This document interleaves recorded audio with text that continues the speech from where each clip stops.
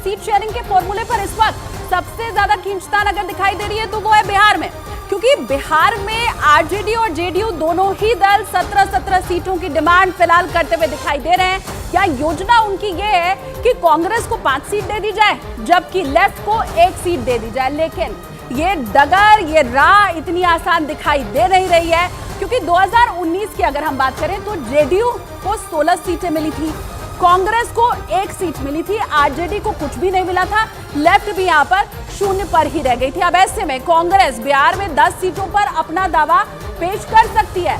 RJD और left चूंकि पहले यहाँ कुछ खास कर नहीं पाई थी, अब ऐसे में बड़ी बात यह है कि किसका गणित फिट हो पाता है। लेफ्ट भी यही कह रही है कि उनकी तैयारी तो 6 सीटों की है, चाहे 2019 में भले 0 सीट आई हो, अभी आप 1 सीट लेफ्ट को दे रहे हो, लेकिन वो ये कह रही है तैयारी हम 1 सीट पर नहीं कर रहे हैं, हम तो 6 सीट पर कर रहे हैं। अब ऐसे में गठबंधन बनेगा कैसे, सीट शेयरिंग आखिर हो कैसे पाएगी, सबसे बड़ी चुनौती तो इंडी गठबंधन की ये जो 4 पार्टियां बिहार के अंदर हैं, इन्हीं के लिए सबसे बड़ा सवाल है।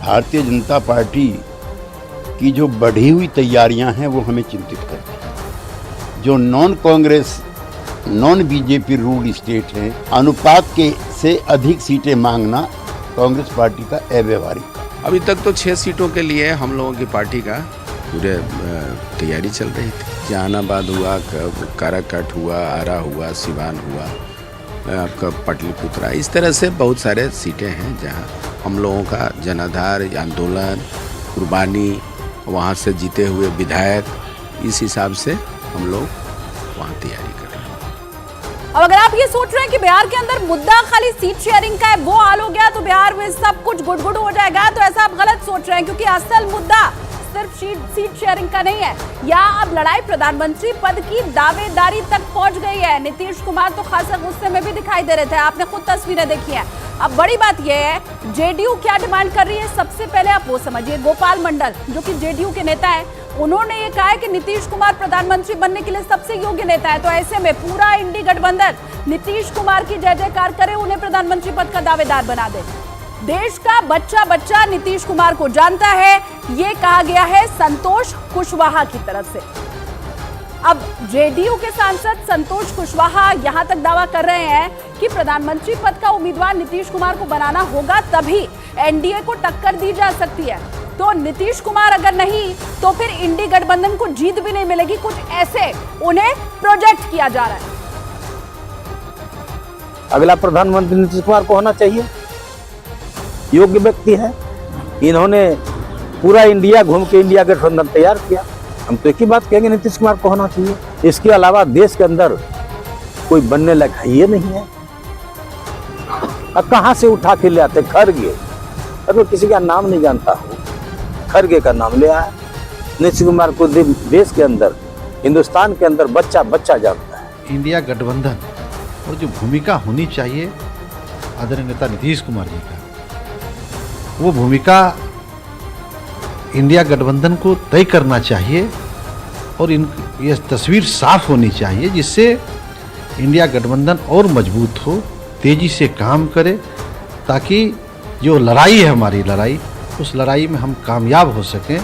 इसके लिए नीतीश कुमार जी की भूमिका जब तक बड़ी भूमिका नहीं होगी, तब तक मुझे नहीं लग रहा है कि जो लड़ाई है सामने उसको हम शिकस्त दे पाएंगे। अब देखिए, कुल मिलाकर विपक्ष के इंडिया अलायंस पे जमकर खींचतान देखने को मिल रही है और बीजेपी अब इसे लेकर लगातार तंज भी कस रही है। केंद्रीय मंत्री गिरिराज सिंह ने सोशल मीडिया प्लेटफॉर्म एक्स के ऊपर ये एक ट्वीट शेयर किया है, जिसमें वो ये कह रहे हैं कि कैसे अब कांग्रेस को उखाड़ फेंकने की जो तैयारी है वो इंडिया अलायंस ने कर ली है। सबसे ऊपर की लाइन आप पढ़ लीजिए। अब ये कैसे वो निष्कर्ष पर पहुंचे हैं ये भी उन्होंने बताया है। वो ये कह रहे हैं कि बिहार में 40 लोकसभा की सीट है, उसमें से 4 ही कांग्रेस को मिलने वाली है। उत्तर प्रदेश में 80 लोकसभा की सीट है, लेकिन कांग्रेस के खाते में महज 8 सीट जा सकती है, इससे ज्यादा उन्हें देने की तैयारी में नहीं है। दिल्ली की बात कर लें, जहां आम आदमी पार्टी सरकार है, 7 सीट यहां पर है। 7 सीट में से आम आदमी पार्टी कांग्रेस को मात्र 2 सीट देना चाहती है। पंजाब में भी आम आदमी पार्टी की सरकार है, यहां पर 13 लोकसभा सीट है, जिसमें से 3 ही सीट कांग्रेस को मिलेगी, बाकी आम आदमी पार्टी अपने पास रखना चाहती है। बंगाल में 42 सीट है, मात्र 1 सीट कांग्रेस को यहां मिल सकती है। और झारखंड में कुल 14 सीट है, यहाँ पर 4 सीट ही कांग्रेस को देने के मूड में फिलहाल इंडी अलायंस दिखाई दे रहा है। तो ऐसे में वो ये कह रहे हैं गिरिराज सिंह, क्या बीजेपी क्या कांग्रेस को आउट करेगी? इंडी अलायंस के पार्टनर ही कांग्रेस को अब उखाड़ फेंकना चाहते हैं।